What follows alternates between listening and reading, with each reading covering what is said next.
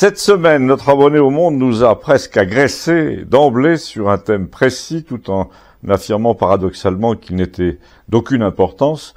C'était bien la preuve qu'il en avait beaucoup, mais nous avons l'habitude, c'est sa méthode à lui.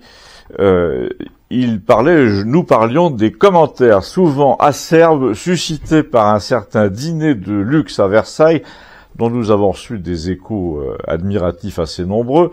Et il s'est empressé de nous dire que c'était très très banal, ces grands dîners, et il ne comprenait pas qu'on en fasse tout un foin, 150 invités triés sur le volet dans la galerie des glaces, il n'y avait pas de quoi s'indigner, sauf évidemment si l'on voulait attaquer le gouvernement sur des détails pour attiser la rancœur de la plèbe, des jaloux du genre gilet jaune, etc. Et la Maud qui était là parce que depuis 3 semaines, elle venait sans arrêt traîner chez moi pour me dire « Toi, il faut que je te dise des trucs pour ta rubrique à propos de l'Élysée et tout ça. » Et Maud l'a agressée à son tour sur un ton de vieille dame d'avant-guerre, un ton à la Arletty pour lui dire « Dis donc, petit mec, c'est pas toi qui va nous dire ce qui est intéressant ou pas, hein. » Je te signale que si on regarde et si on commente, c'est ce qu'on veut. Il y a non mais sans blague qui va pas faire la loi. Donc moi, Gustave m'a dit, a-t-elle dit, il y a un quart d'heure, que ce dîner à Versailles en l'honneur du roi d'Angleterre, ce dîner était au contraire très important pour la suite, et je suis entièrement de l'avis du Gustave, a-t-elle dit. Il est historique ce dîner. Dans les livres d'histoire du futur, on en gardera la trace parce qu'il s'agit de la pire opération de relations publiques qu'ait jamais imaginé le gouvernement français. Gustave a prolongé ce qu'elle disait. Il a dit, ça rappelle en effet cette scène de Proust où l'on voit réunis les aristocrates les plus huppés de Paris dans un hôtel particulier avec des femmes emplumées, des hommes en chapeau, et on voit en parallèle à quelques mètres tout un peuple de petites gens qui économisent sur tout et qui ont même du mal à se laver, à se vêtir.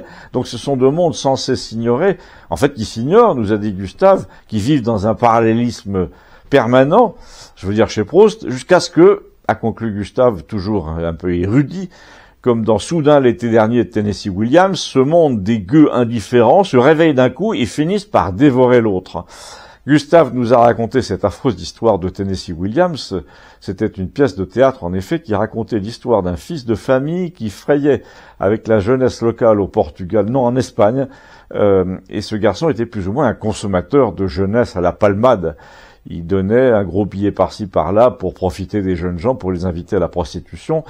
Et soudain, il était tué sur une plage et son cadavre était dépecé et dévoré par cette jeunesse affamée. Eh bien, a dit Gustave, cette parabole s'applique à ce que nous vivons. Les peuples sont en train de comprendre qu'il faudra qu'ils dévorent leurs élites s'ils veulent en sortir. Et j'ai dit, bon, n'exagérons rien quand même. Ce n'est pas moi qui exagère, a dit Gustave, je viens d'en parler avec Maud, elle est bien d'accord, parce qu'elle connaît tous ces gens-là, les élites en question sont en train d'aller trop loin, exprès pour voir jusqu'où on peut nous marcher dessus.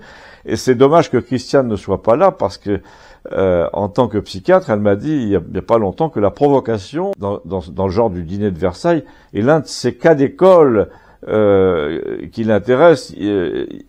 Restreindre son train de vie, ça serait admettre qu'il y a un problème. Donc pour nier que nous soyons en train de danser sur un volcan, il nous faut affecter l'insouciance. Or, après 3 minutes de conversation avec Maud, qu'on appellerait aujourd'hui un décodage, on s'aperçoit que cet événement soi-disant insignifiant comporte en fait énormément de leçons et de signes avant-coureurs, mais pour les entendre et pour s'interroger en profondeur, et là c'est moi qui parle, je crains qu'il ne soit nécessaire une fois de plus de cliquer sur l'un des 2 liens ci-dessous.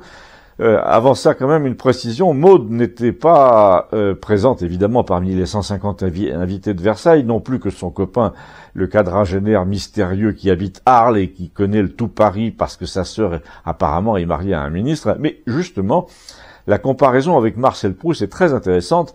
Dans ce genre de monde haut perché, ivre de sa propre insouciance, de sa propre puissance, il existe toujours des personnages comme ça, comme Proust, comme le copain d'Arles, des personnages décalés, mal aimés, solitaires, malades souvent, qui ont un regard froid et ironique sur tout ce qui se passe autour d'eux, et ce sont eux qui, comme on dit, font fuiter les choses.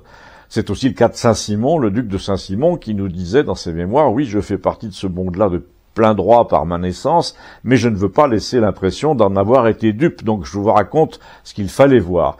Eh bien donc, à tout de suite, et nous allons voir ce qu'il fallait voir à Versailles.